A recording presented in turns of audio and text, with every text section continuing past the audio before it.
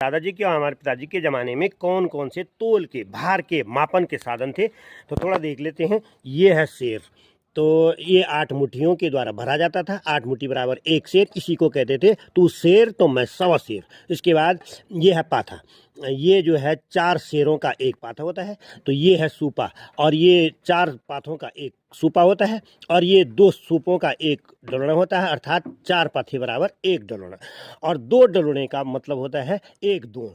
और ये है मण, जिसको कहते हैं कि हाथी धीरज के धरे मण भर खाए, तो ये होता मण, 20 पथे का एक मण होता था। और ये है कंडा, ये 8 सूपों का एक कंडा होता था, अर्थात 32 पथे का एक कंडा। और ये है, और 20 कंडों की एक खार कहलाते, बोलते थे कि खारियून है मेरे पास, तो ये खार, वो 20 कंडों की एक खार होती थी।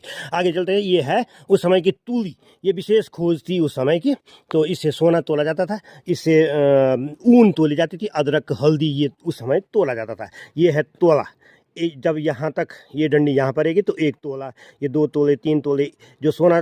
आजकल तो अब सोने को 1 ग्राम 10 ग्राम बराबर 1 तोला होता था, तो 10 ग्राम तो अब आए, पर पहले इसी से वो ग्राम बने हैं। तो तोला पहले से था और ग्राम अब आए। उसके बाद विभिन्न प्रकार के तराजू हमारे सामने बने हैं। ये 2 पलड़ों वाला है, उसके बाद अब धीरे धीरे इलेक्ट्रिक तराजू आ रहे हैं। तो ये था हमारा पहले के ज़माने के